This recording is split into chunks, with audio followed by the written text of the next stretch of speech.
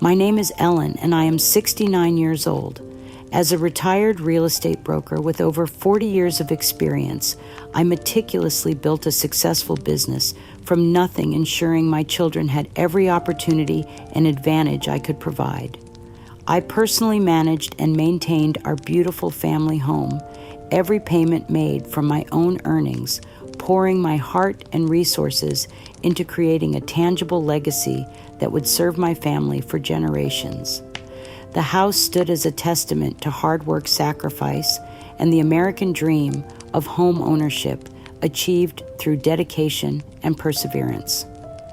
I tirelessly supported my youngest son, Kevin, through his numerous business failures and financial challenges over the years, always believing in his potential, always providing guidance, encouragement, and financial assistance when he needed it most. I thought maternal love and unwavering support would build an unbreakable bond of trust and gratitude. Then, after a debilitating illness left me temporarily weakened and vulnerable, Kevin, my beloved son, whom I had supported through every crisis, calmly admitted to me that he had forged my signature on legal documents. He had used fraudulent paperwork to transfer my cherished home, my life's work and security directly into his own name without my knowledge or consent. His wife Brenda appeared beside him with a look of cold triumph in her eyes. "You're old and confused," Kevin sneered at me with shocking cruelty. "I needed this house to solve my debt problems. It's mine now. You're out." When I turned desperately to my other children, Mark and Lisa, for support and intervention, they accused me of being crazy and forgetful. My home, my independence, my very sanity were all being systematically stolen from me. I felt utterly discarded, profoundly disrespected, and facing immediate homelessness, while my life's work was negated by the very people I had sacrificed everything to support.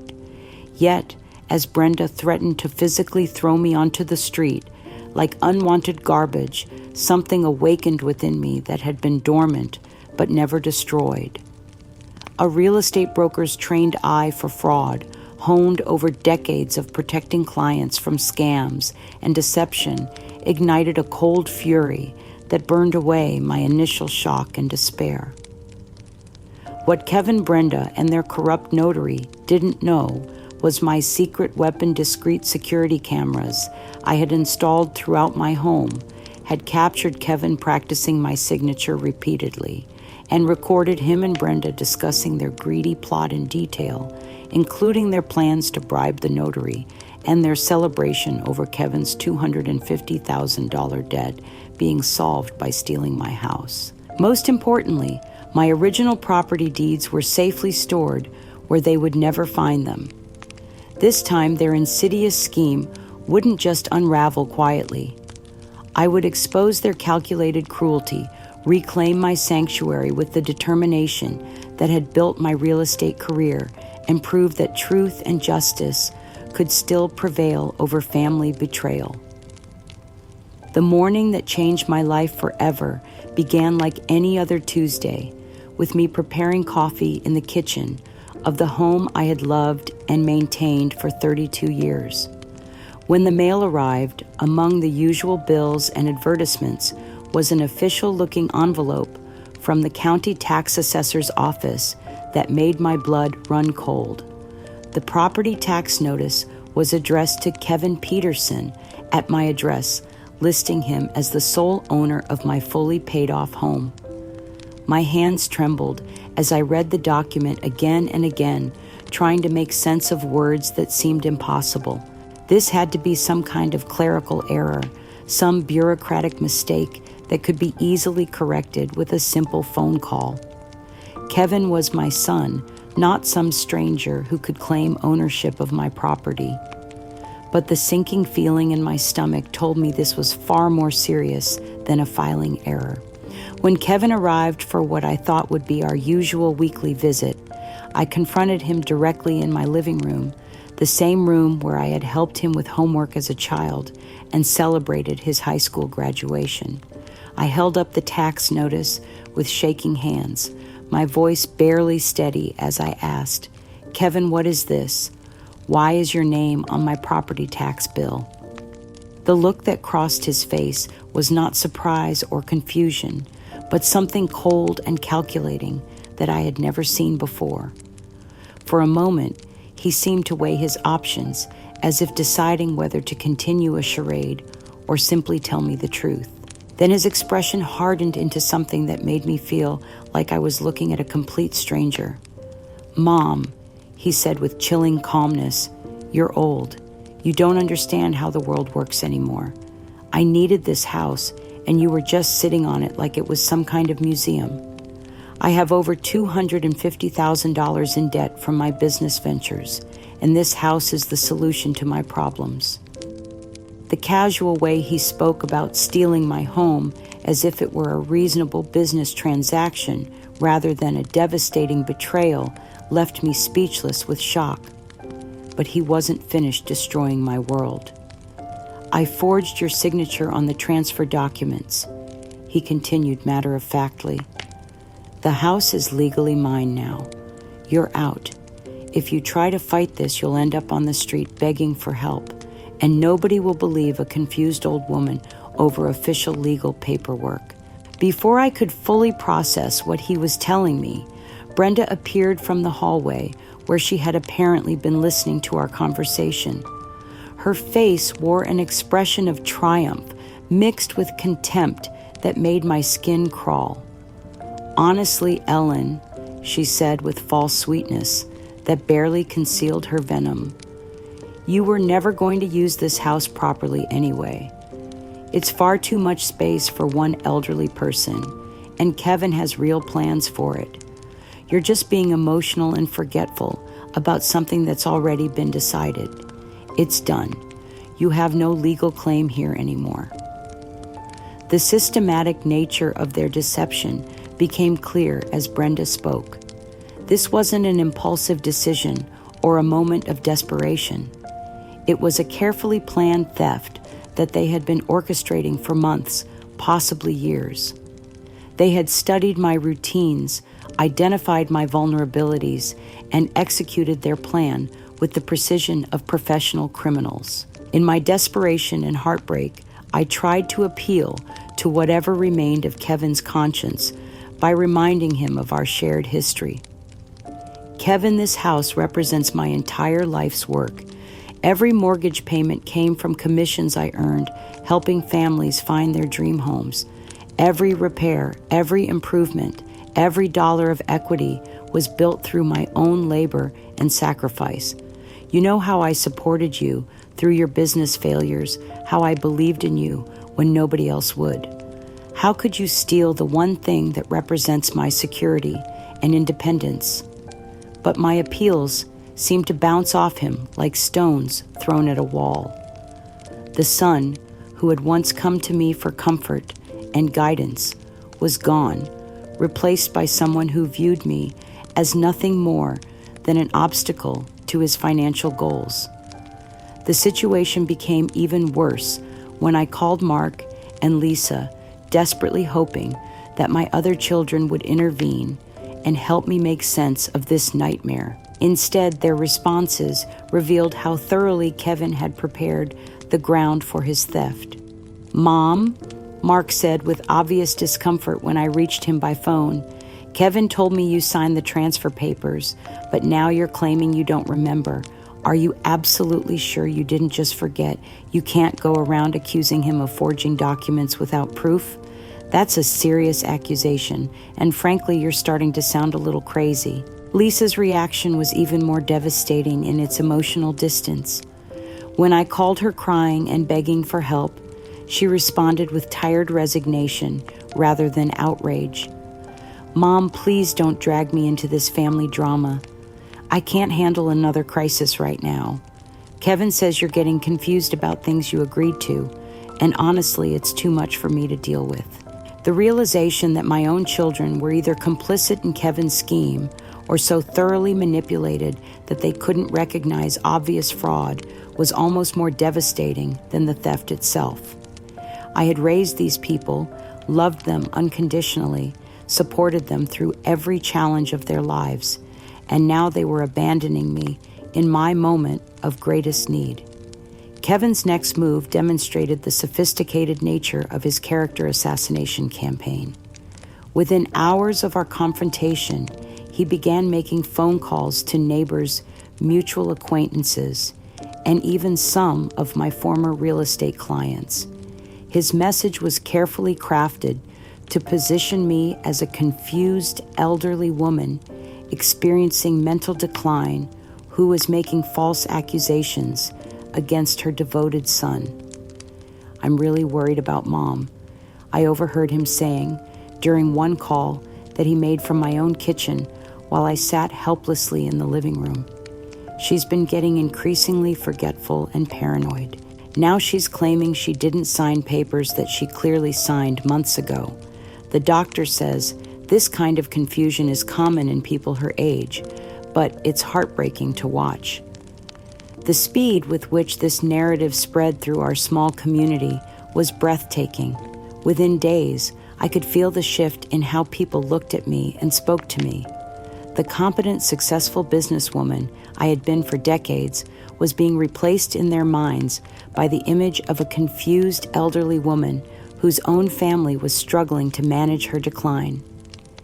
Kevin and Brenda's final move in this first phase of their campaign was to begin the physical process of taking over my home.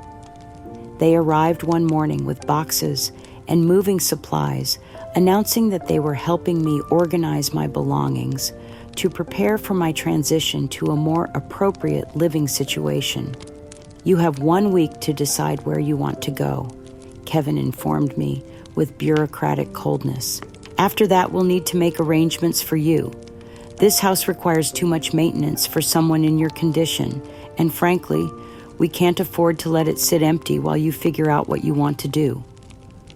Watching them box up my possessions, handle my treasured belongings like items at a garage sale, and discuss my future as if I weren't standing right, there was a humiliation beyond anything I had ever experienced.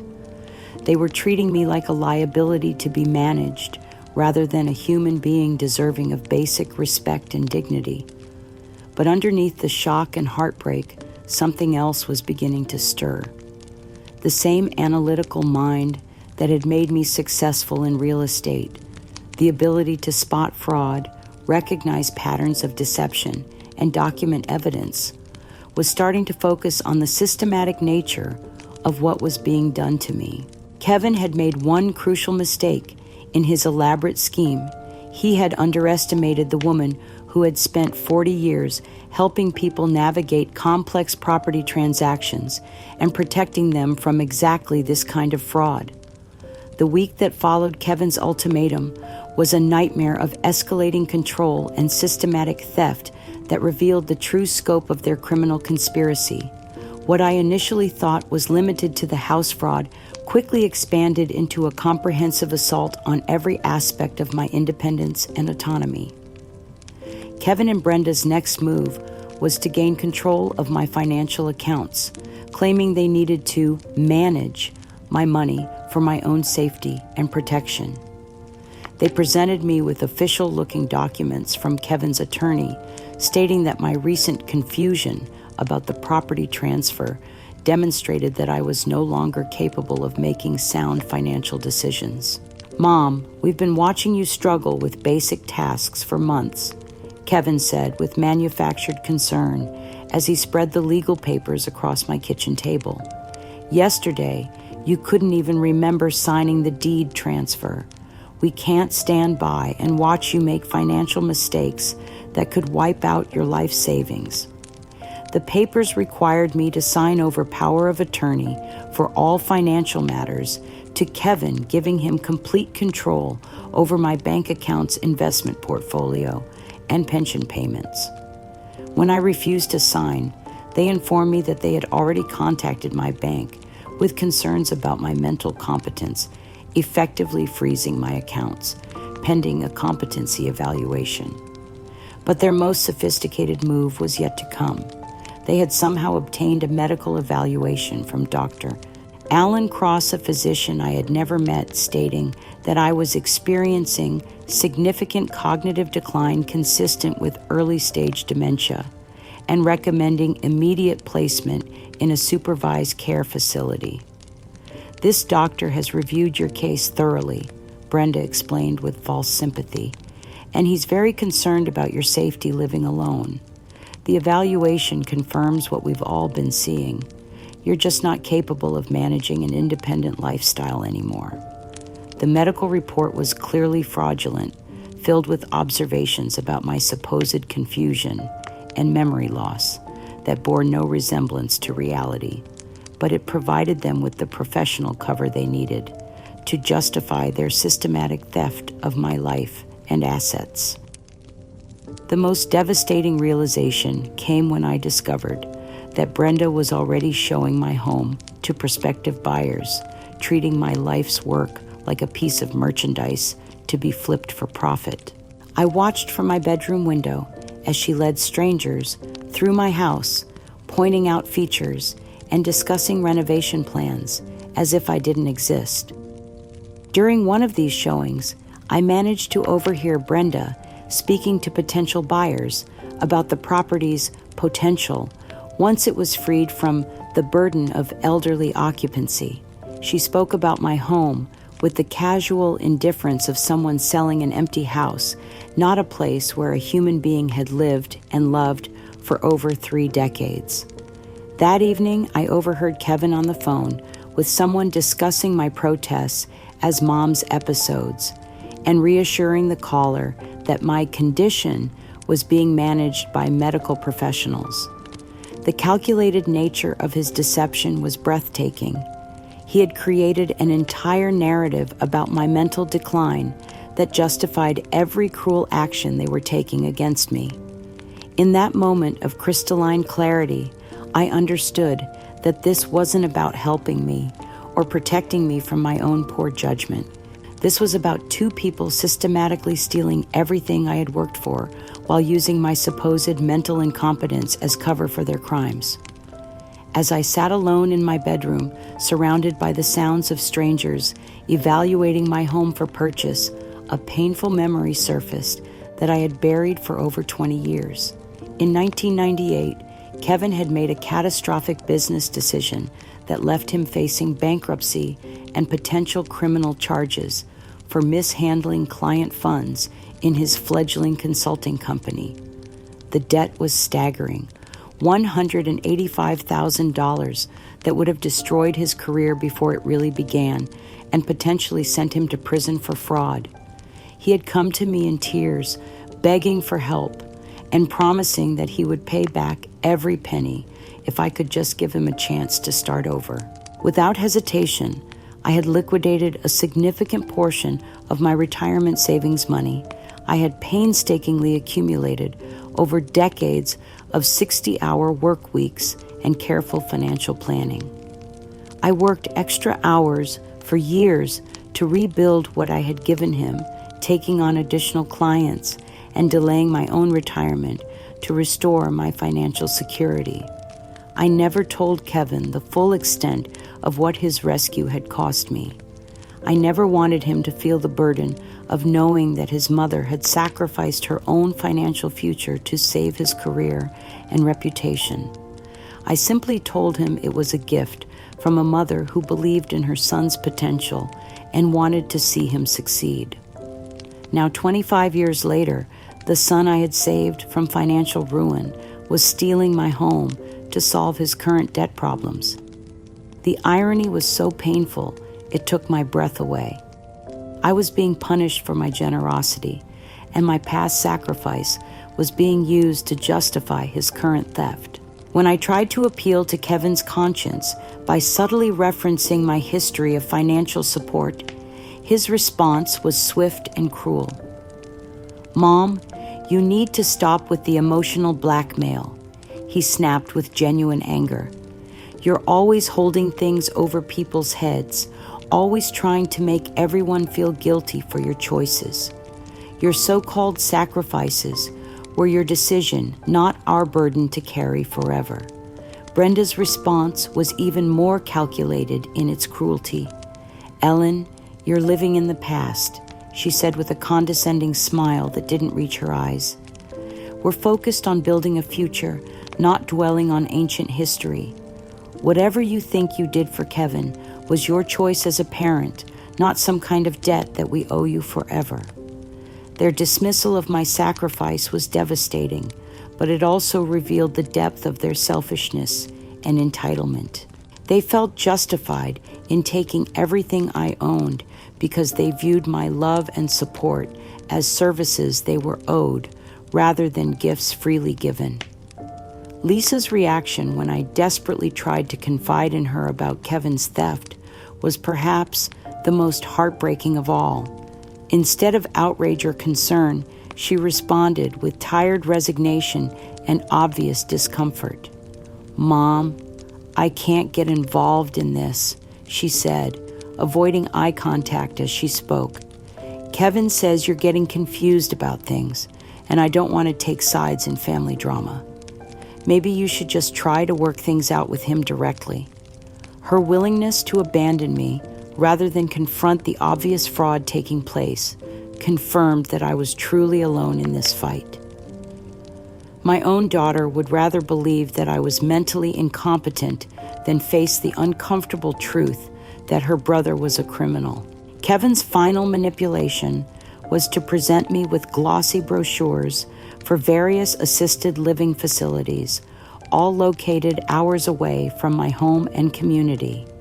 He had already completed preliminary paperwork for my placement at Sunset Vista, a facility in a remote town where I would know no one and have no resources to fight his theft. "These places are really nice, Mom," he said with fake enthusiasm as he spread the brochures across my coffee table. "They have activities, medical care, and you won't have to worry about maintaining a house anymore. We've already put down a deposit at Sunset Vista. They have a room available next week." The casual way he discussed my institutionalization as if it were a vacation I should be grateful for revealed the complete absence of empathy or conscience in his character. I wasn't his mother anymore. I was a problem to be solved, an obstacle to be removed, a source of assets to be liquidated. But as I stared at those brochures for facilities designed to warehouse inconvenient elderly people, something hardened inside me that Kevin had not anticipated. The same determination that had built my real estate career from nothing, the same analytical skills that had protected countless clients from fraud and deception, were now focused entirely on exposing the conspiracy that was destroying my life. Kevin had made the mistake of stealing from someone who understood exactly how real estate fraud worked and had the knowledge to fight back. He was about to discover that the confused old woman he thought he was manipulating was actually a trained professional who had been documenting his crimes from the very beginning. The morning of my forced exile from my own home arrived with the cold efficiency of a military operation designed to crush any remaining resistance I might have harbored. Kevin, Brenda, Dr. Alan Cross, and 2 staff members from Sunset Vista Assisted Living arrived at my front door at exactly 9 o'clock, armed with legal documents and the manufactured authority of medical necessity. "Mom, it's time," Kevin announced as he walked into my living room without invitation, his voice carrying the finality of someone who had already decided my fate. "Dr. Cross has completed his evaluation, and everyone agrees that you need professional care. The people from Sunset Vista are here to help with your transition." Dr. Cross, a man I had never met who claimed to have evaluated my mental state, stepped forward with a clipboard and spoke to me like I was a child incapable of understanding my own situation. "Mrs. Peterson, we're here to ensure your safety and well-being. Your family has made arrangements for you to receive the care you need in a supervised environment. The systematic nature of their planning became clear as they began efficiently packing my most essential belongings into boxes marked with my name and room number at the facility. They had obviously been preparing for this moment for weeks, perhaps months, reducing my entire life to what could fit in a few small containers. I watched in horror as they handled my treasured possessions with casual indifference. My real estate broker's license from 1975, the chair where my late husband used to read the newspaper every morning, photo albums documenting decades of family memories. Everything that represented my identity and history was being sorted, cataloged, and either packed for storage or discarded as unnecessary. "Please," I begged, turning to Lisa, who stood silently in the corner, watching this destruction with obvious discomfort. "Lisa, don't let them do this to me. This is my home, the place where you grew up, where we celebrated every birthday and holiday. You know I'm not confused or incompetent. Please don't let them steal everything from me." Lisa's response was the final nail in the coffin of my faith in family loyalty. She looked at me with tears in her eyes, her voice barely audible as she whispered, "Mom, Kevin says this is what's best for you. I can't fight him anymore. I'm sorry." Her words confirmed that she knew exactly what was happening, but had chosen to prioritize her relationship with Kevin over protecting her mother from obvious abuse. The daughter I had raised to be strong and independent had become a passive accomplice to my destruction. Kevin's instructions to the facility staff revealed the depth of his cruelty and his determination to silence me permanently. "Make sure she doesn't have access to a phone for the first few weeks," he told them quietly, but not quietly enough to prevent me from hearing. "She gets agitated when she tries to call people, and it just upsets everyone. The doctor says isolation will help her adjust to her new situation." Brenda's parting words were delivered with the triumphant smile of someone who had successfully completed a difficult project. "Honestly, Ellen, this house was far too much for you to handle anyway. Kevin has real plans for it, and you'll be much happier somewhere you don't have to worry about maintenance and responsibilities. Think of it as a fresh start, completely paid for by your assets." The neighbors who witnessed my removal were fed a carefully crafted story about my difficult episode and the family's heartbreaking decision to seek professional help for my condition. Several of them watched from their windows with expressions of pity and concern, believing they were witnessing a medical intervention rather than a criminal kidnapping. As the van carrying me away from my home pulled out of the driveway, I caught one last glimpse of the house I had worked my entire adult life to own and maintain. Kevin and Brenda were already standing on the front porch, surveying their acquisition with obvious satisfaction, planning renovations that would erase every trace of my presence. The staff at Sunset Vista completed my dehumanization with institutional efficiency. My own clothes were replaced with facility-issued garments that stripped away the last vestiges of my personal identity. My wedding ring was removed and placed in secure storage for my protection. Even my reading glasses were confiscated as a potential safety hazard. The room they assigned me was sterile and impersonal, designed for someone with severe dementia who required constant supervision. There were no sharp objects, no privacy, no means of communication with the outside world. I had been transformed from an independent businesswoman into a ward of the state, completely dependent on people who viewed me as a problem to be managed.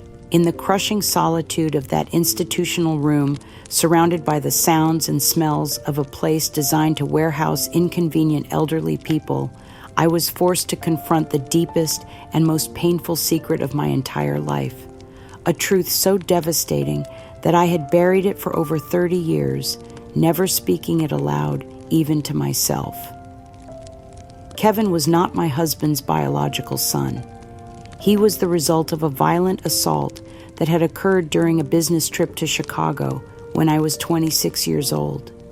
I had been working late in my hotel room preparing for a presentation to potential clients when the attack happened in the parking garage as I returned from dinner. The trauma was overwhelming, but the discovery that I was pregnant weeks later was even more devastating. I had been married to my husband David for only 2 years, and we had been trying to start a family. The timing made it possible to present Kevin as David's child, and I made the desperate decision to hide the truth rather than destroy my marriage and burden an innocent baby with the circumstances of his conception.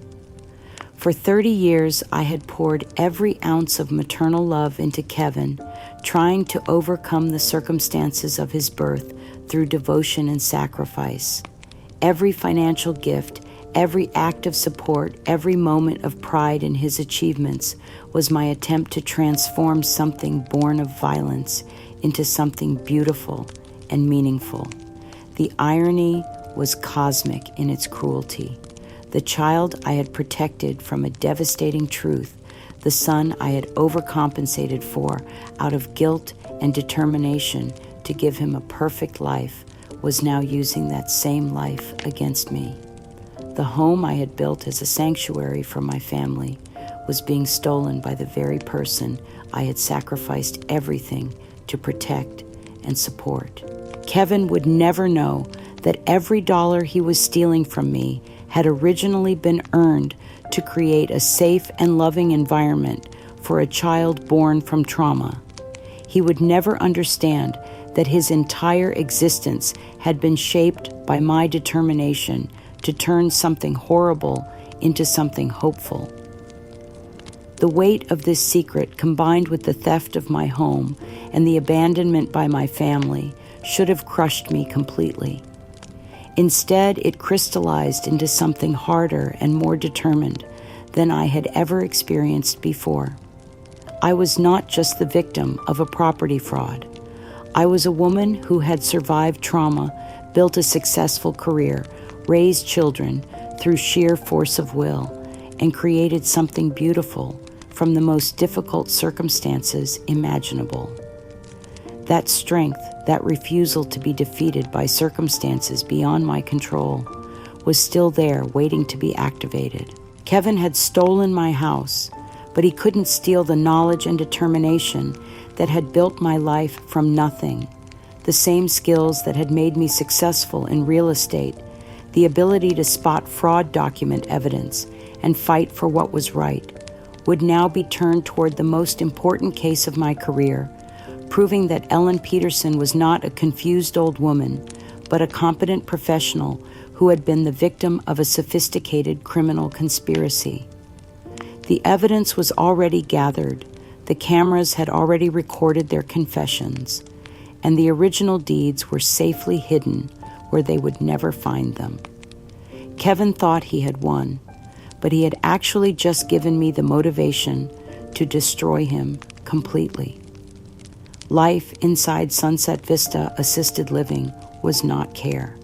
It was a systematic campaign of psychological warfare designed to break whatever remained of my sense of self and competence. Within days of my arrival, I discovered that Kevin and Brenda had paid extra for what they called special monitoring, which translated into a coordinated effort by the staff to invalidate every aspect of my identity and intelligence. The gaslighting began immediately and was relentless in its precision. When I tried to explain my background as a successful real estate broker to staff members, they responded with condescending smiles and patronizing dismissals. "You're a resident now, dear not a manager," became their standard response whenever I attempted to demonstrate knowledge or competence. My sharp intellect, honed by 40 years of complex property transactions, was constantly questioned and undermined. When I pointed out errors in medication schedules or facility procedures, my observations were dismissed as confusion or agitation from your condition. The staff had clearly been briefed by Dr. Cross about my supposed mental decline, and they treated every statement I made as potential evidence of delusion. My attempts to maintain some semblance of order and dignity in my sterile room were met with swift intervention. When I arranged my few belongings in a systematic way that made sense to me, staff members would rearrange them randomly, claiming that my organizational efforts were compulsive behaviors that needed to be discouraged.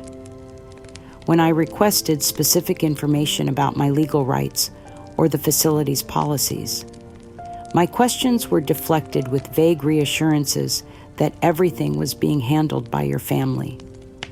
The most devastating aspect of this institutional abuse was how it was designed to make me doubt my own memories and perceptions.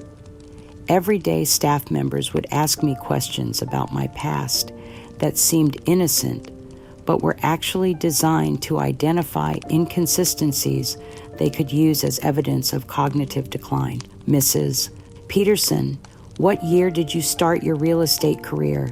Became a test rather than a conversation, and any hesitation in my response was noted as concerning.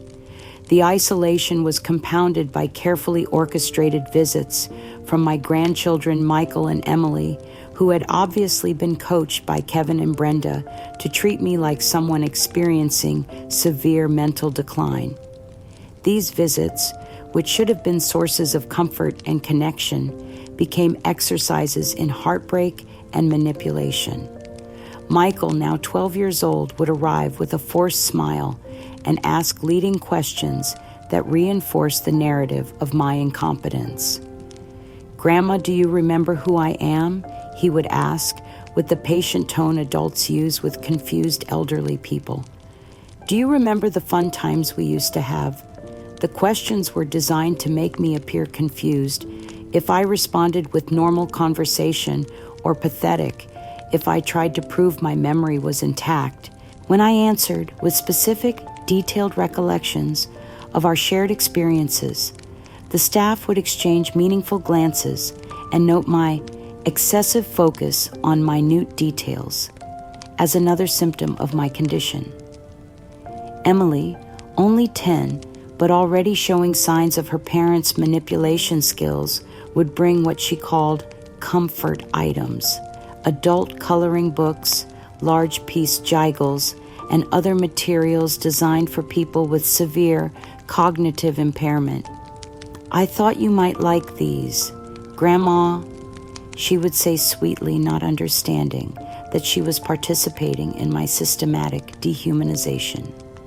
The cruelest moment came when Michael showed me a photograph of himself and Kevin standing in front of my beloved home, both of them holding a bright red "sold" sign with obvious pride.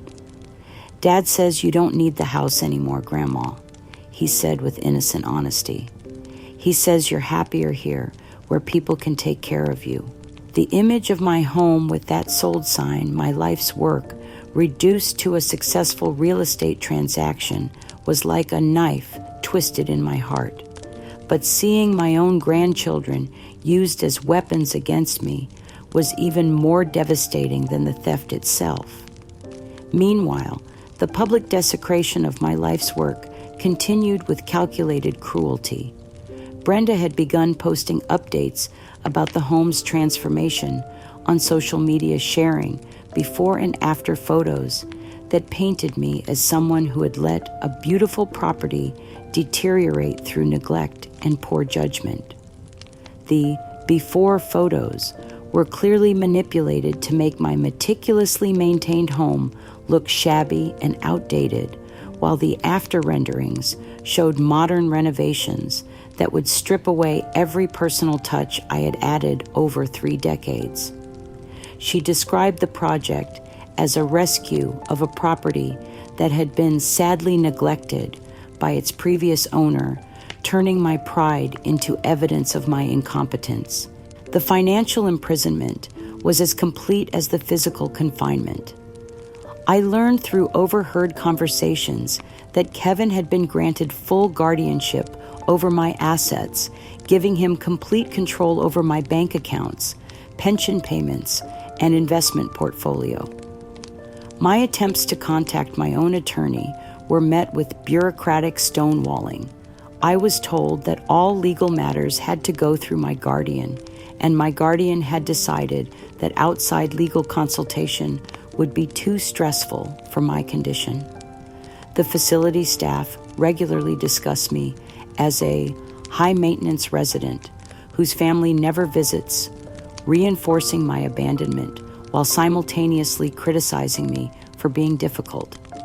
The irony was that my family had deliberately isolated me, but blamed me for the problems their isolation created. In my darkest moments, as I lay in that sterile bed, listening to the institutional sounds of a place designed to warehouse unwanted elderly people, I began to wonder if perhaps they were right about my mental state. The systematic invalidation of my perceptions and memories was having its intended effect. I was starting to doubt everything I thought I knew about myself and my situation. But one day, a small act of kindness reminded me that I wasn't completely alone in this fight.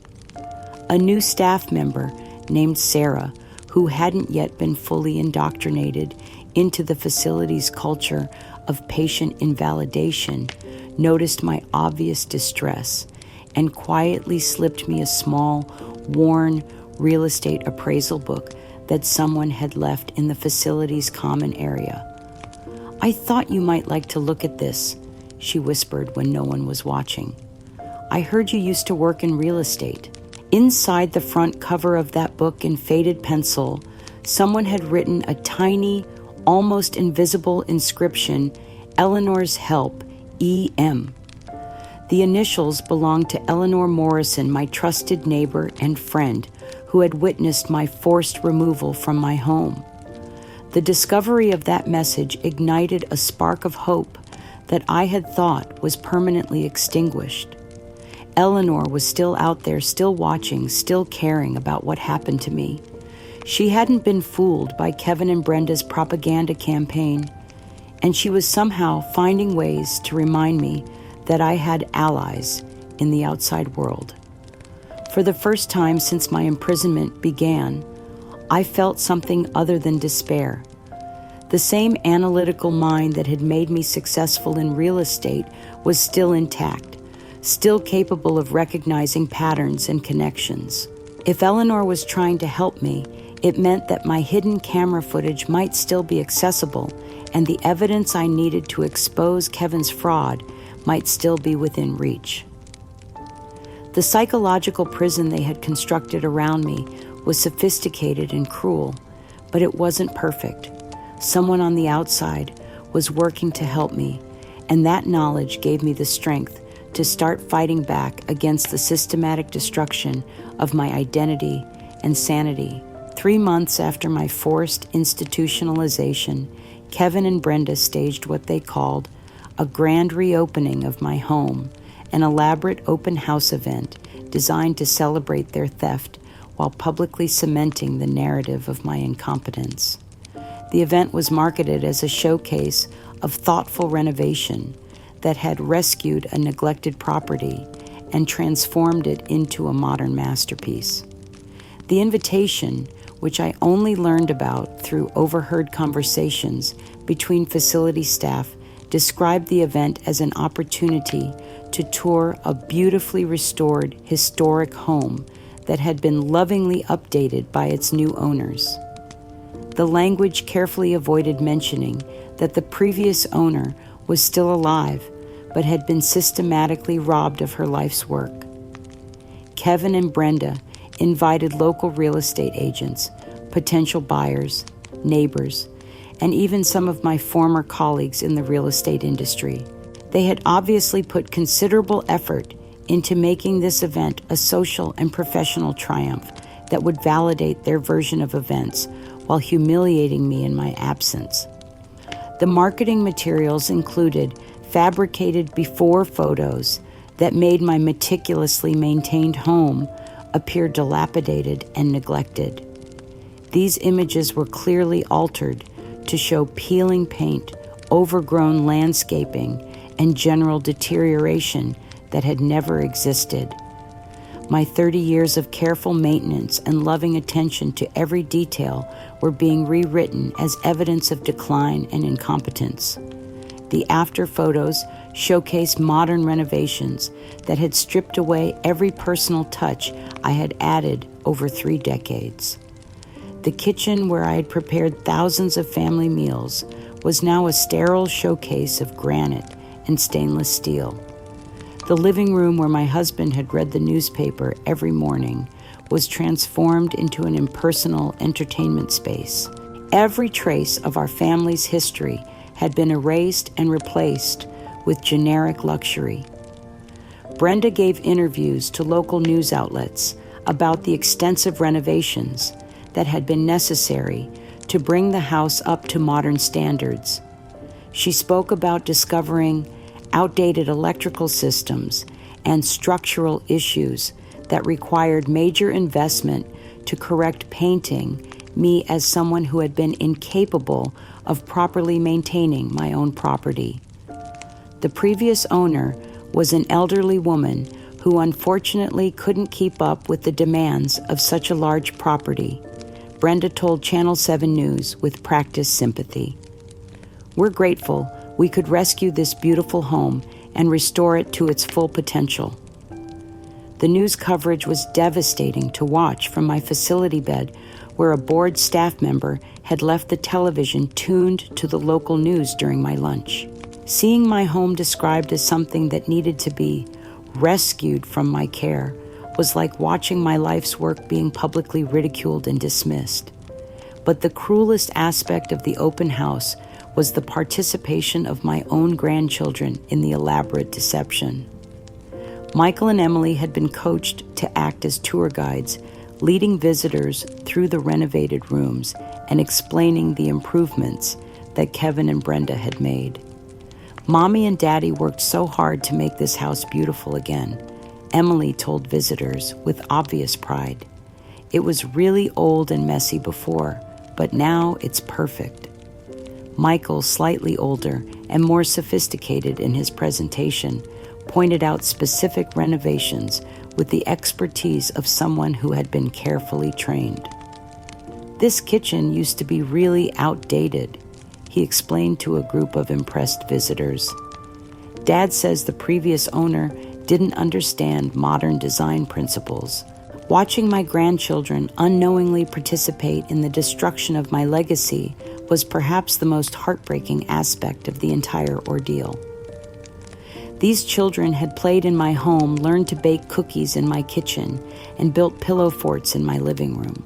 Now they were celebrating its improvement and praising their parents for fixing the place where they had created so many happy memories. But in the midst of this public humiliation, an unexpected ally was gathering crucial evidence. Eleanor Morrison, my loyal neighbor and friend, had managed to attend the open house despite Kevin and Brenda's attempts to limit the guest list to people who supported their narrative. Eleanor moved through the house with the careful observation skills of someone who had known it intimately for decades. While other visitors admired the modern renovations, she was looking for something specific, evidence that this was still fundamentally my home beneath all the cosmetic changes. In the basement behind the new entertainment center that Kevin had installed, Eleanor spotted something that made her heart race with excitement. There, barely visible unless you knew where to look, was a small carved initial E that I had made in the wooden support beam on the day we moved into the house 32 years earlier. It was a tiny piece of evidence that proved my long-term residence and care for the property. More importantly, Eleanor overheard a conversation between Brenda and her sister that revealed crucial information about the conspiracy against me. While the two women stood in my former bedroom, admiring the new decor, Brenda spoke with the careless confidence of someone who believed she had won completely. "You should have seen how easy it was to handle Dr. Cross," Brenda said with obvious satisfaction. Kevin's lawyer knew exactly who to contact to get the medical evaluation we needed. The whole guardianship process was surprisingly simple once we had the right paperwork. Her casual admission of bribing a medical professional to provide fraudulent documentation was exactly the kind of evidence Eleanor had been hoping to find. She discreetly recorded the conversation on her smartphone, knowing that Brenda's own words would be crucial in exposing the criminal conspiracy. Eleanor also managed to photograph the hidden carving and several other details that proved my long-term residence and care for the property. The evidence she gathered during that open house would later become crucial in proving that Kevin's claims about my incompetence were fabricated and that his theft of my home was based on fraudulent documentation. As the evening wound down and guests departed with praise for Kevin and Brenda's vision and generosity in rescuing such a beautiful property, Eleanor slipped away with evidence that could finally expose the truth. For the first time since my imprisonment began, someone with knowledge of the real situation had documented proof of the lies and fraud that had destroyed my life. The open house had been intended as Kevin and Brenda's victory celebration, a public validation of their theft, and a final humiliation of my memory. Instead, it had provided the evidence and motivation that would ultimately lead to their downfall. My home had been desecrated, and my legacy had been mocked, but the truth about what had been done to me was still alive in the observations of a loyal friend who refused to let injustice prevail. The weeks following the open house brought a new level of institutional cruelty as Kevin and Brenda worked to ensure that any remaining traces of my competence and identity would be systematically erased. They had arranged for my treatment plan to be intensified, claiming that my continuing protests about the home theft were evidence of worsening delusions that required more aggressive intervention.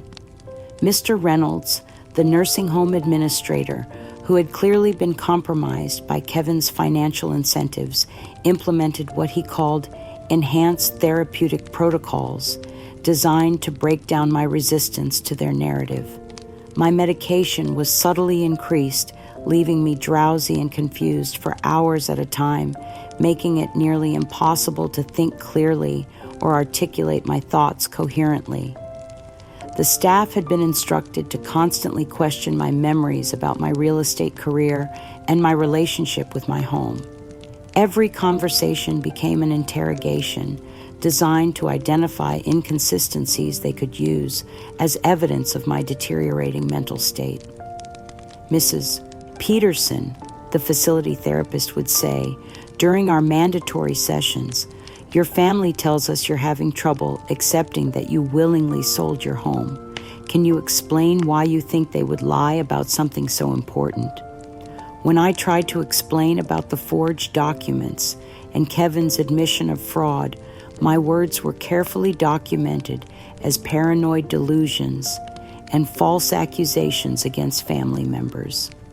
The very act of defending myself became evidence of my mental illness in their twisted documentation system.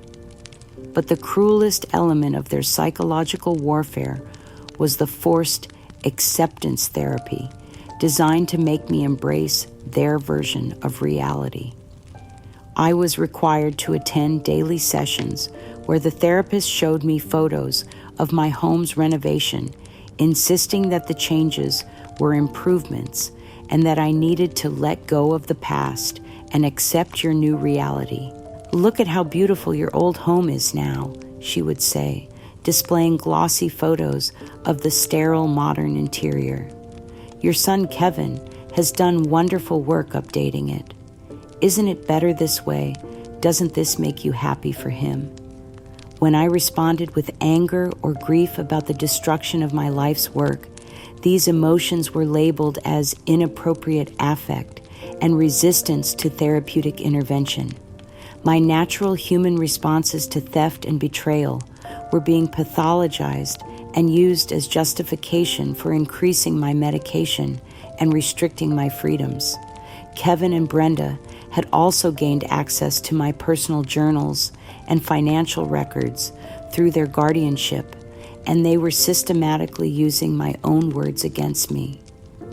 They had provided the facility with heavily edited excerpts from my private writings, taking my thoughts and observations out of context to create evidence of my supposed mental decline. My careful documentation of Kevin's financial troubles and my support for his various business ventures was reframed as obsessive record-keeping that demonstrated unhealthy fixation on financial matters. My expressions of concern about his gambling habits and poor business decisions were presented as paranoid accusations against my own son.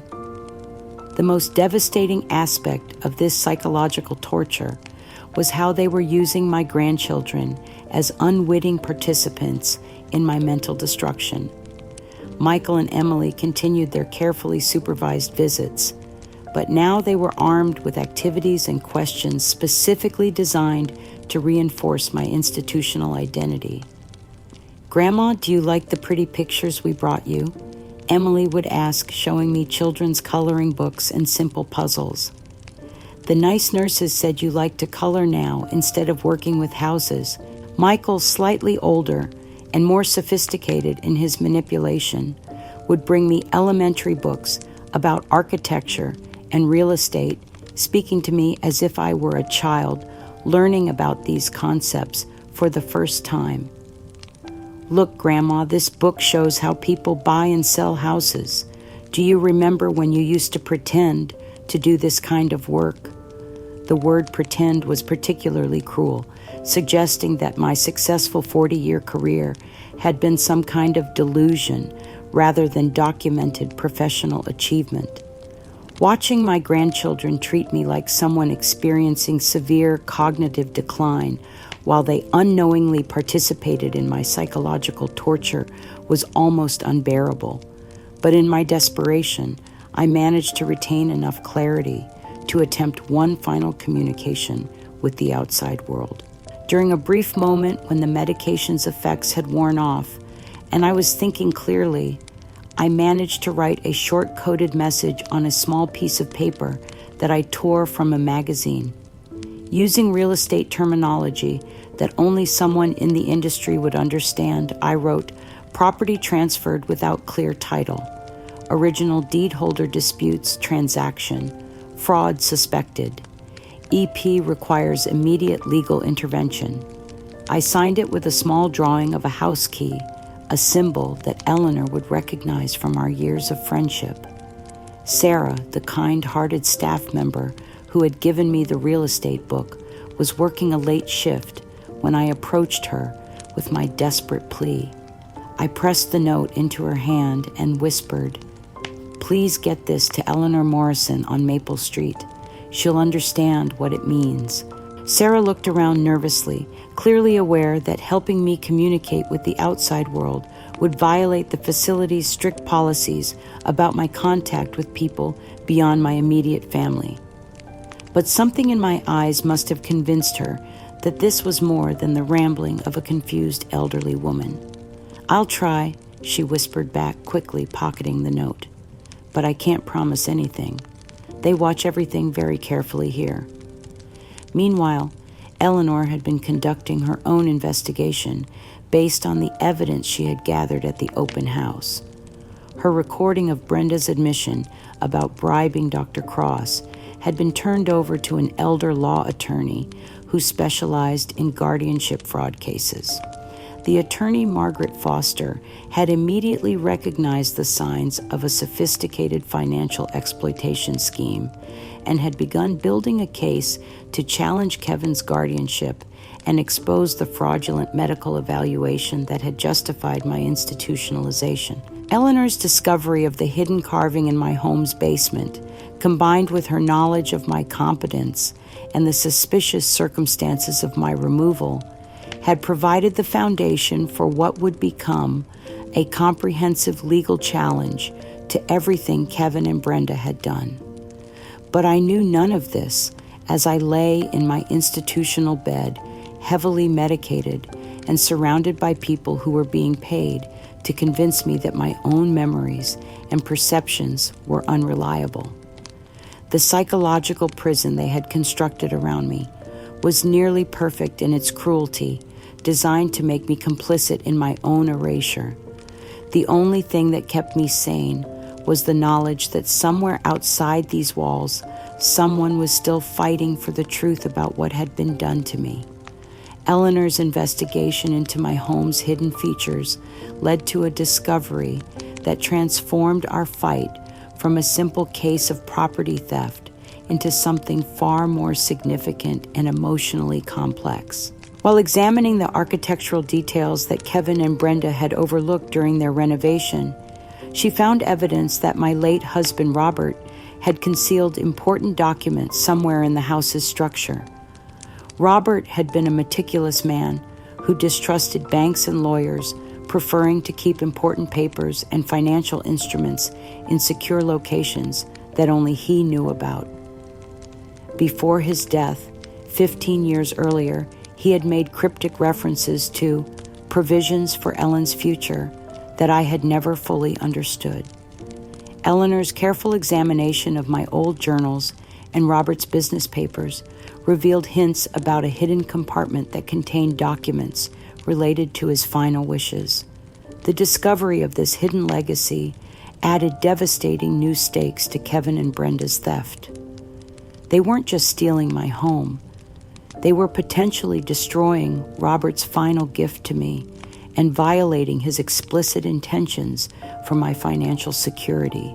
Eleanor's revelation prompted an immediate escalation in Kevin and Brenda's criminal behavior. Having sold the house, but not yet completed all the renovation work, they realized that the property might contain additional assets they hadn't discovered. Their greed overcame whatever caution they might have maintained, and they began an aggressive search for Robert's hidden compartment. I learned about this violation through overheard conversations between facility staff who were discussing a news report about mysterious construction activity at my former home. Kevin and Brenda had brought in specialized contractors with equipment designed to detect hollow spaces in walls and floors. Neighbors reported strange noises and lights at the property during nighttime hours, suggesting that they were conducting their search in secret.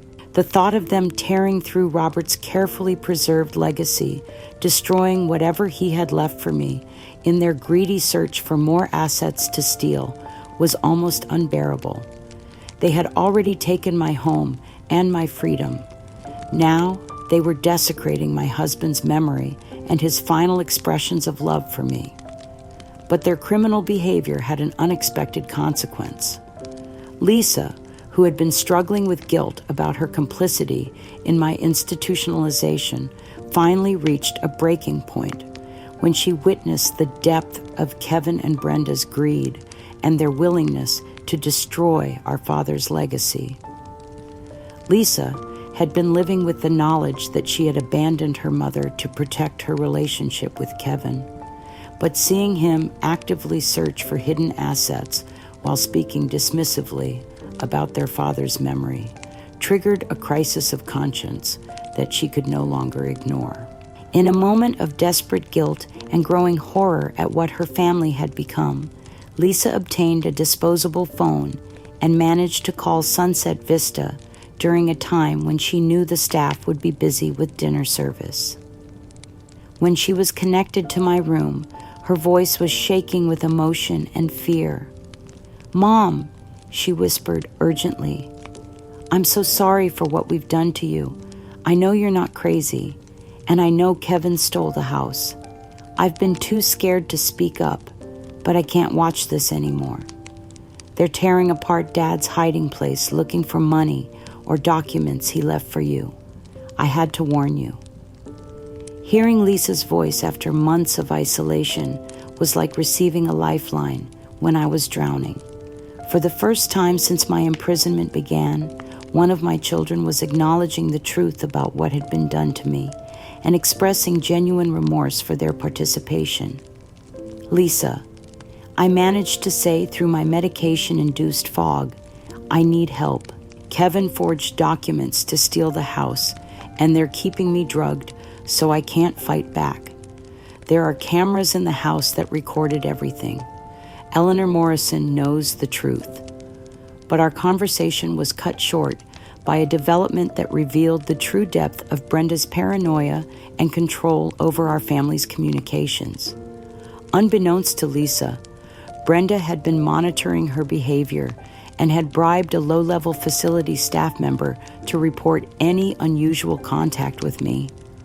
When Brenda learned about Lisa's secret phone call, she didn't just end the conversation, she recorded it and immediately used it as ammunition against Lisa.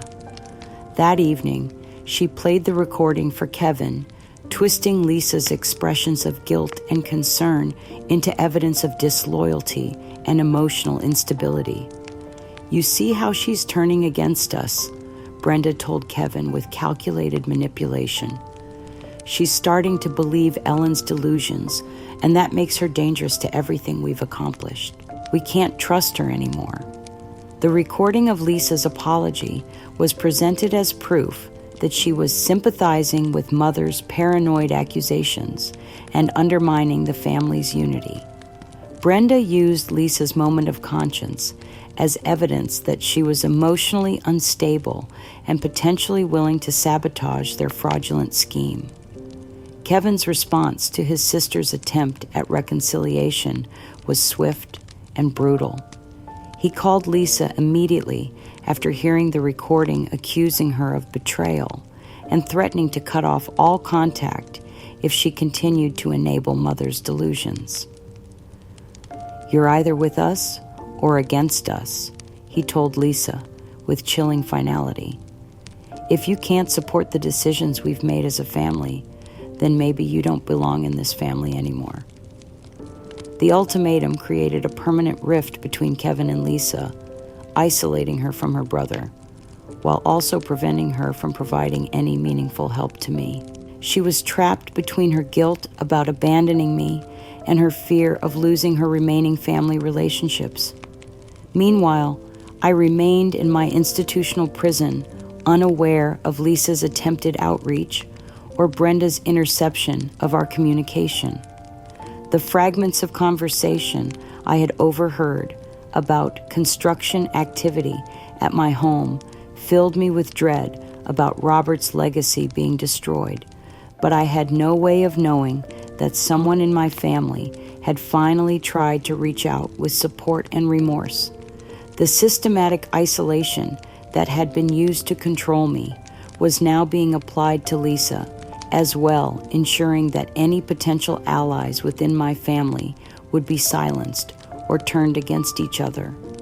Brenda's manipulation was dividing us even further, while she and Kevin continued their systematic destruction of everything Robert and I had built together.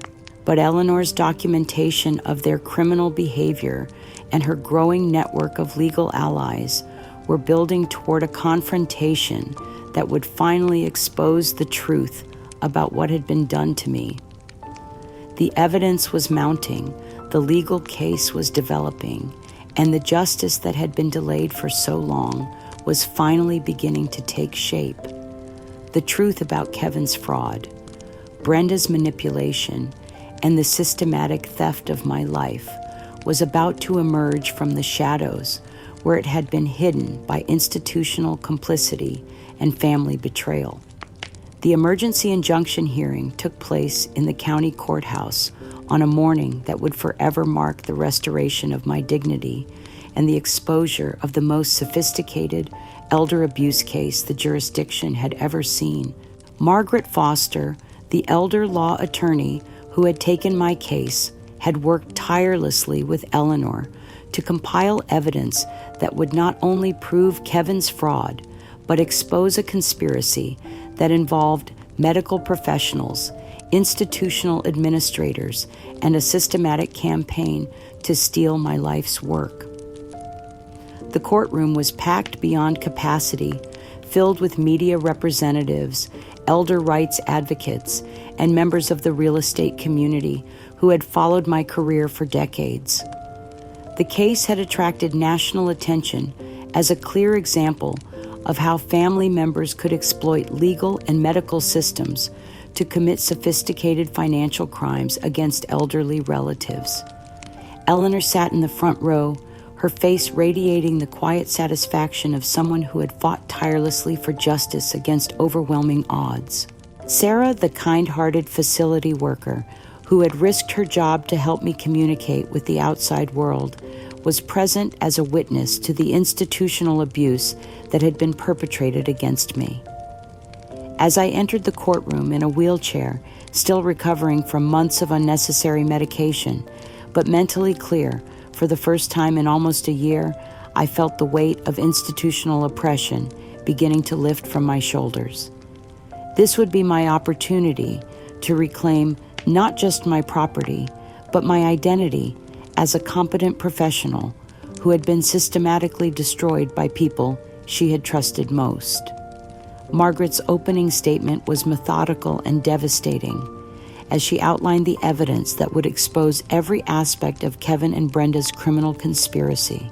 Your Honor, she began, what we will demonstrate today is not a case of family members making difficult decisions about an elderly relative's care, but rather the systematic financial exploitation and psychological abuse of a competent professional by individuals who viewed her assets as their inheritance and her independence as an obstacle to be eliminated.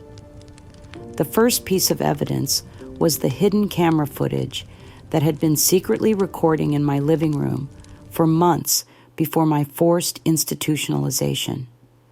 The video quality was crystal clear as Kevin and Brenda's voices filled the courtroom with their own admissions of guilt and detailed planning of their fraud.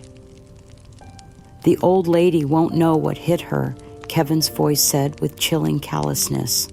Once we get Dr. Cross to sign off on the mental evaluation, she'll be locked away and will have complete control over everything she owns. Brenda's response was equally damning. I've already talked to Cross about what we need. He knows exactly what to write in the report to make it stick. The nursing home administrator owes me a favor, so Ellen won't be causing any problems once she's there. The courtroom was silent as the recording continued, revealing their detailed planning of my institutionalization, their discussion of bribing medical professionals, and their celebration of my husband Robert's death as an opportunity to finally get what we deserve from that house. Most devastating of all was the audio of their practice signatures, with Kevin repeatedly forging my name while Brenda coached him on making it look more authentic. Make the E more shaky, she instructed. Old people's handwriting isn't as steady as yours. Dr. Charles Cross, the physician who had provided the fraudulent mental evaluation that justified my guardianship, was called to testify. Confronted with the video evidence of his collaboration with Kevin and Brenda, his professional composure crumbled completely. I never examined Mrs. Peterson, he admitted under oath, his voice shaking with fear and guilt. Kevin Peterson paid me $5,000 to write a report stating that she was mentally incompetent. I based the evaluation entirely on information he provided, and I signed official documents claiming I had personally assessed her cognitive abilities. His confession sent shockwaves through the courtroom and immediately triggered an investigation by the state medical board. Within hours of his testimony, Dr. Cross's medical license was suspended and he faced criminal charges for fraud and elder abuse. But the most stunning revelation was yet to come. Based on Eleanor's discovery of architectural anomalies in my home and fragments of information from my personal papers, Margaret had petitioned the court for a professional inspection of the property to locate Robert's hidden chamber. The court-ordered inspection was conducted live with television cameras, broadcasting the search to viewers across the state. When the inspector located the concealed compartment behind a false wall in the basement, the discovery was far more significant than anyone had anticipated. Inside the hidden chamber, Robert had preserved a complete archive of documents related to a corporate ethics scandal from his early career, including evidence of environmental contamination and financial fraud that had never been publicly revealed. But the most personal element was a video recording that Robert had made shortly before his death, specifically intended for me to find if anything ever happened to my independence or security. "My beloved Ellen," Robert's voice said from beyond the grave, "if you are watching this recording, it means that someone has tried to take away your autonomy or steal what we built together. The documents in this chamber contain evidence of wrongdoing that I was never brave enough to expose while I was alive. I trust you to decide whether this truth should finally be revealed.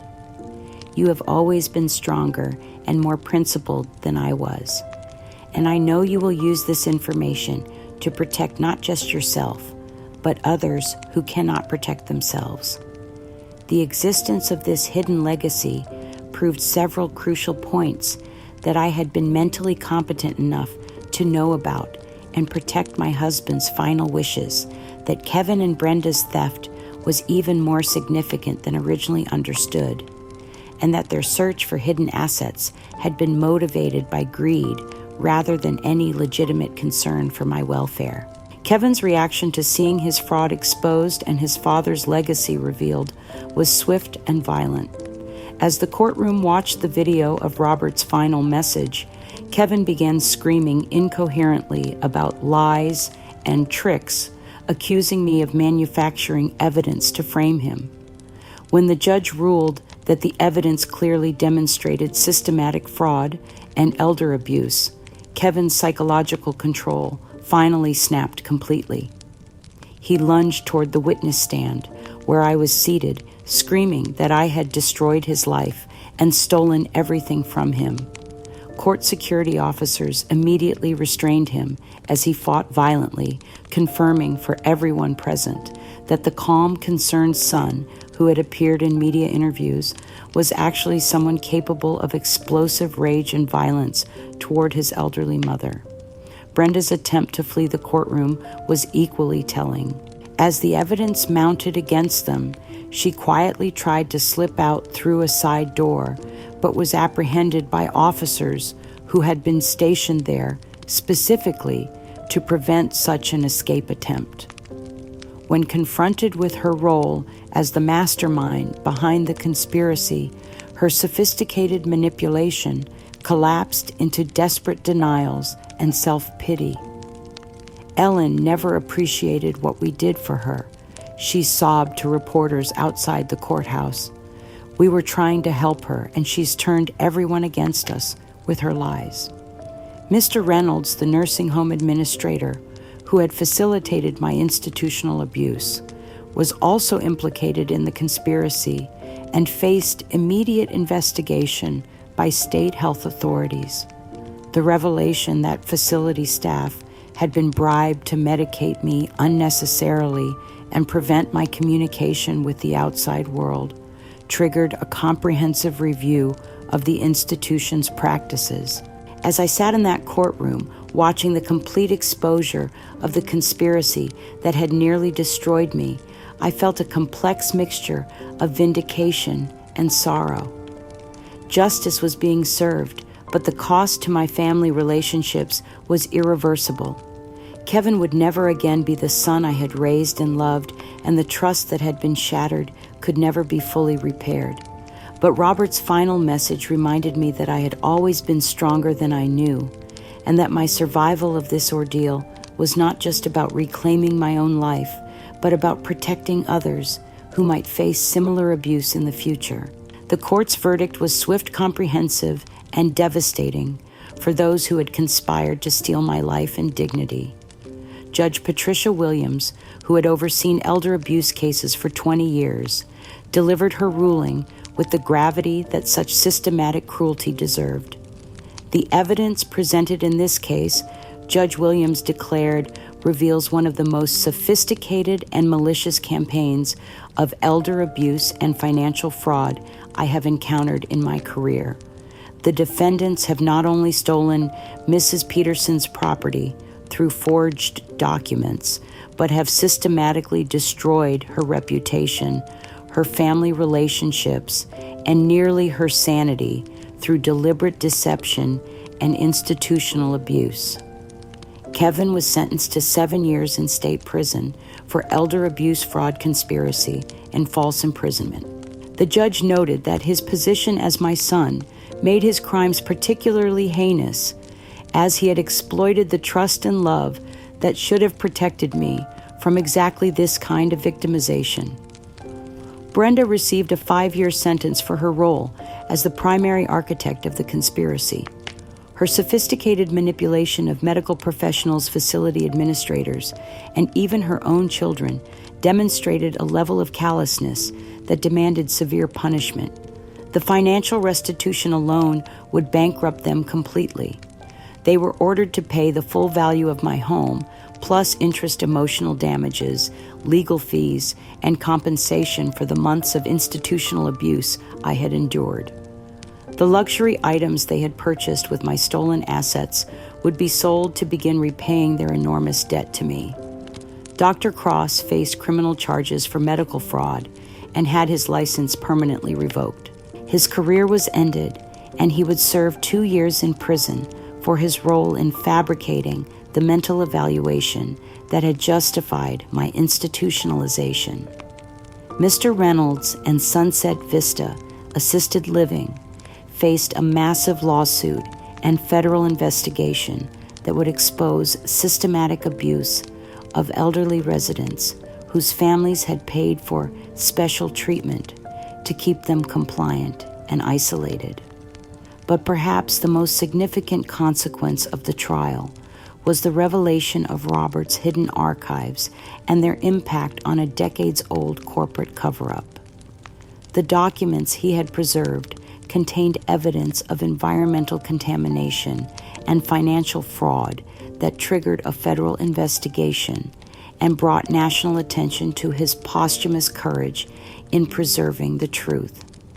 I found myself in the unexpected position of being not just a victim who had been vindicated, but a key figure in exposing corporate wrongdoing that had affected thousands of people.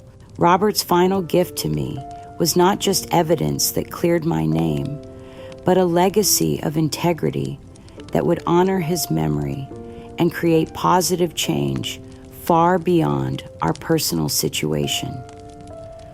Working with federal investigators and environmental attorneys, I helped ensure that the companies responsible for the contamination Robert had documented were finally held accountable for their crimes. The financial settlements from these cases provided resources for environmental cleanup and medical treatment for affected communities. Kevin's descent into complete psychological collapse was documented in desperate letters he sent from prison begging for forgiveness and financial assistance while revealing the depth of his mental breakdown. "Mom," he wrote in handwriting that was barely legible, "I know I don't deserve your help, but I need you to understand that I never meant for things to go this far. Brenda convinced me that you were getting confused and that we needed to protect you from making mistakes. I was weak and greedy, and I let her turn me into a monster. Please don't let me die in here. I'm still your son, even though I know I don't deserve to be." Reading his letters brought me profound sadness rather than satisfaction. This broken man was still my child, the baby I had protected and raised, despite the traumatic circumstances of his conception. But I also understood that some betrayals are too fundamental to be forgiven, and some relationships cannot be repaired. I responded to his letters with brief notes acknowledging his suffering while making it clear that our relationship could never return to what it had been. I would not abandon him completely, but I would also never again make myself vulnerable to his manipulation or greed. Brenda's isolation was complete and self-imposed.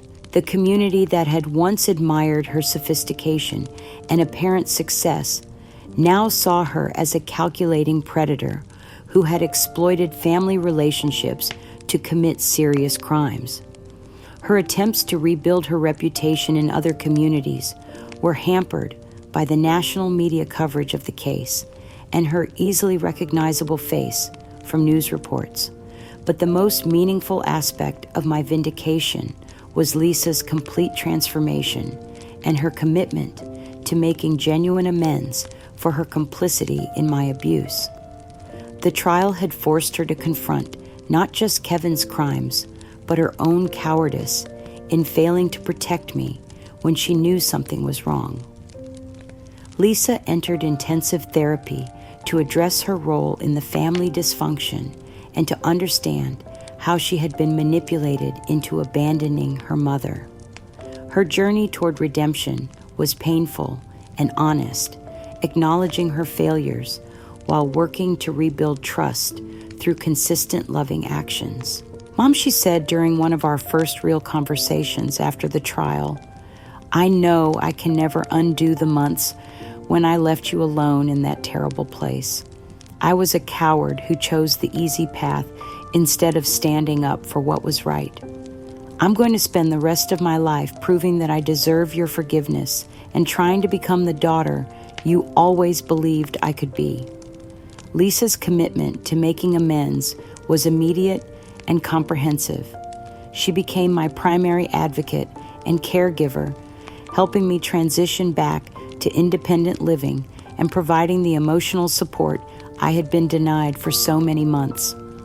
More importantly, she began speaking publicly about our experience, warning other families about the warning signs of elder abuse and the importance of questioning any sudden changes in an elderly relative's living situation. Her marriage to her husband, Michael, suffered during this period as he struggled to accept the reality of his brother-in-law's crimes and the changes in Lisa's priorities. Eventually, they separated as Lisa chose to prioritize her relationship with me and her children over maintaining a marriage that required her to minimize the trauma I had experienced. My grandchildren, Michael and Emily, required therapy to process their role in my institutional abuse and to understand how they had been manipulated into participating in my dehumanization. Their journey back to me was gradual and sometimes painful, as they had to confront the reality that their parents had lied to them about my mental state and used them as weapons against me. Grandma, Michael said during one of our early visits after the trial, "I'm sorry we said those mean things about you not remembering us. Dad told us you were sick and that we had to be patient with you, but you were never sick at all. We missed you so much when they wouldn't let us see you." Emily, now understanding the truth about what had happened to our family, was determined to learn about her grandfather Robert's legacy and the courage he had shown in preserving evidence of corporate wrongdoing. "I want to be brave like Grandpa was," she told me with the serious intensity of a child who had learned difficult lessons about honesty and integrity. Their willingness to rebuild our relationship and their growing understanding of the complex moral issues surrounding our family's experience gave me hope that the next generation would be stronger and more principled than the one that had betrayed me. The financial restoration of my assets allowed me to return to my beloved home, which had been held in legal limbo during the trial proceedings. But more importantly, the legal vindication had restored my reputation and given me a platform to help other elderly people who face similar abuse from family members or institutional systems. My victory was complete but complex. Kevin was imprisoned and broken. Brenda was disgraced and isolated, and the institutional systems that had enabled my abuse were being reformed. But Lisa was genuinely committed to redemption. My grandchildren were learning valuable lessons about integrity and courage, and Robert's legacy was finally being honored in the way he had always hoped. Most importantly, I had survived an ordeal that could have destroyed me and emerged with a renewed sense of purpose and the knowledge that my voice and experience could help protect others from similar victimization. 3 years after the trial that restored my life and dignity, I stand in the kitchen of my beloved home, watching the morning sunlight stream through windows that once again belonged to me completely. The house has been fully restored, not just to its original condition, but to something even more beautiful, a sanctuary that represents the triumph of truth over deception and the power of resilience over systematic cruelty. Every room tells the story of my journey from victimization to empowerment. Robert's hidden chamber has been converted into a study where I work on cases related to elder advocacy and corporate accountability. The kitchen where Kevin and Brenda once plotted my destruction is now filled with the laughter of Lisa and my grandchildren, who visit regularly and help me maintain the garden that has become a symbol of new growth and healing. My days are rich with purpose and meaning in ways I never could have imagined during the darkest months of my institutional imprisonment. I have become a leading voice in the fight against elder abuse, working with attorneys, law enforcement agencies, and advocacy organizations to protect vulnerable elderly people from financial exploitation by family members. The expertise I gained as a real estate broker, combined with my personal experience of sophisticated fraud, has made me uniquely qualified to help other families recognize and combat property theft and guardianship abuse. I speak regularly at conferences and training sessions, teaching professionals how to identify the warning signs of elder abuse and how to protect victims from institutional complicity. My memoir, Stolen Home, Reclaimed Life, a real estate broker's fight against family fraud, has become a resource for families, legal professionals, and healthcare workers who encounter similar cases of systematic manipulation. The book tour has taken me across the country, connecting with audiences who understand the courage required to fight back against family betrayal and institutional abuse. The most important lesson I learned, I tell these audiences, is that dignity cannot be stolen if you refuse to surrender it. They took my house, my freedom, and my family relationships, but they could never take my knowledge of who I really was or my determination to expose their lies. Robert's legacy has become an integral part of my advocacy work. The corporate accountability investigation that his hidden documents triggered has led to environmental cleanup efforts and financial compensation for affected communities. His posthumous courage in preserving evidence of wrongdoing has inspired other whistleblowers to come forward with information about corporate crimes. Working with the attorneys and investigators who are pursuing the cases based on Robert's evidence has given me a deeper understanding of his character and principles.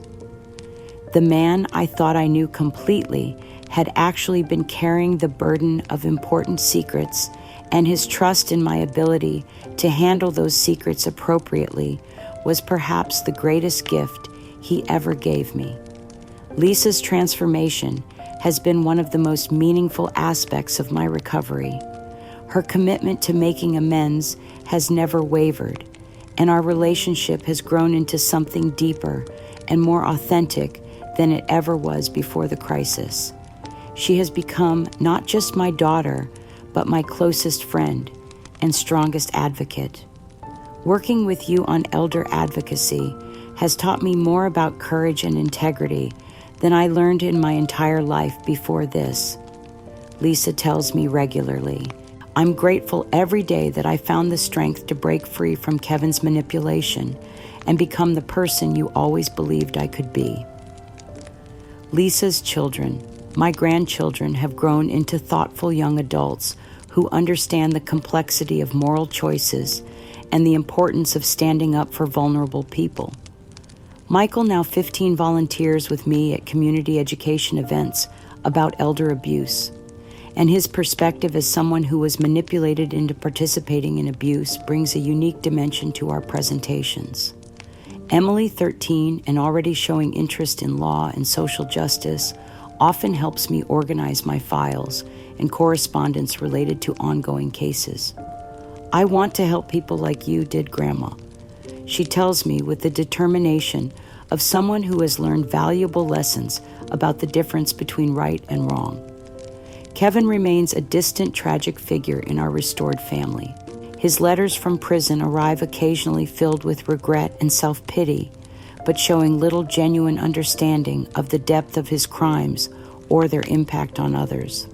I respond briefly and kindly, but without any illusion that our relationship could ever be meaningfully repaired. His imprisonment has been difficult for him, as his crimes against an elderly family member made him a target for other inmates who had their own elderly relatives they cared about.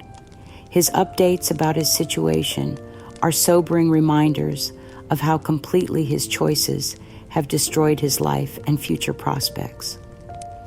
Brenda has disappeared entirely from our community, reportedly living under an assumed name in a distant state, where her role in the elder abuse case is less well known. Her attempts to rebuild her life have been hampered by the extensive media coverage of the trial and the difficulty of finding employment with a criminal record for fraud and abuse. My home has become a gathering place for the community of advocates, attorneys, and survivors who work together to protect elderly people from exploitation. We meet monthly in my living room, the same space where Kevin and Brenda once plotted my destruction, to share information about ongoing cases and develop strategies for prevention and intervention. Eleanor, my loyal neighbor, whose courage and persistence were crucial to my rescue, has become my closest friend and collaborator in advocacy work. Her background in social work and her natural investigative instincts make her invaluable in identifying and documenting cases of potential abuse. Saving you taught me that we all have a responsibility to speak up when we see injustice, Eleanor tells me often. Your case showed me that good people can be destroyed by systematic lies if nobody is willing to challenge those lies with evidence and determination. My financial security has been completely restored through the court judgment and my return to consulting work in real estate. But more valuable than money is the profound sense of peace that comes from living authentically without secrets or shame about my past or fear about my future.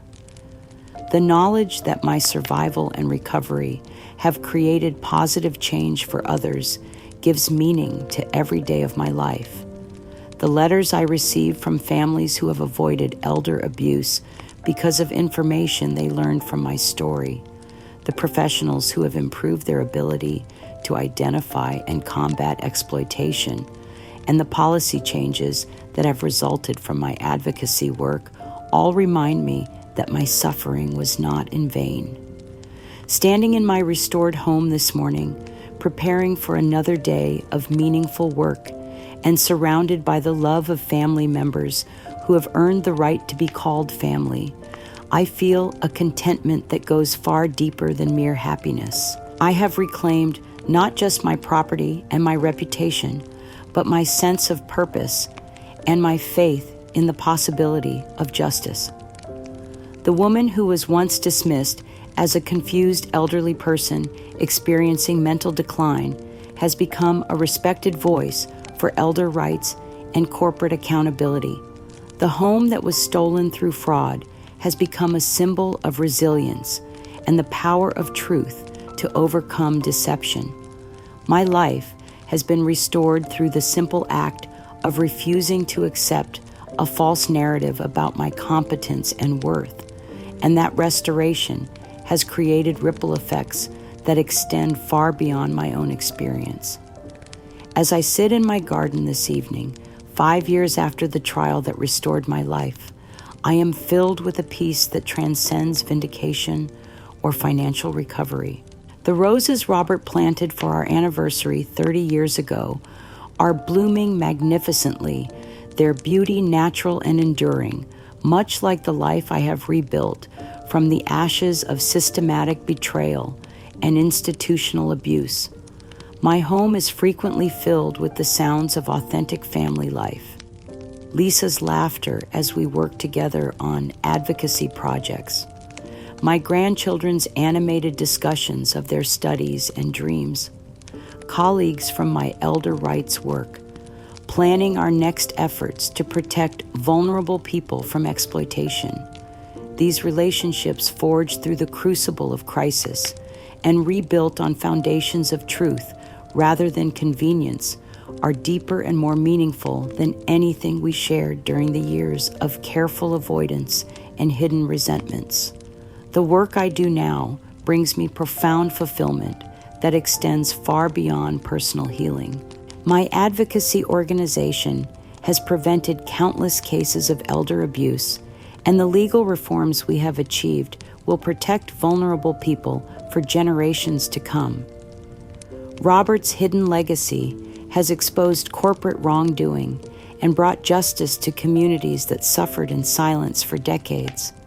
The letters I receive from families who have found strength in my story remind me daily that my painful journey has created pathways for others to reclaim their own dignity and voice.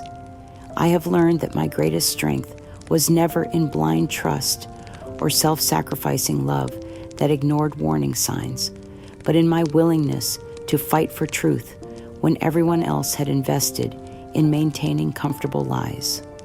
Self-worth, I discovered, is an unshakable foundation that cannot be destroyed by others' manipulation, medical fraud, or institutional complicity. True family is built on mutual respect and genuine care, not just shared genetics or legal obligations. The universal truth that emerged from my struggle resonates far beyond elder abuse. Systematic deception and exploitation can only succeed when victims are silenced and isolated.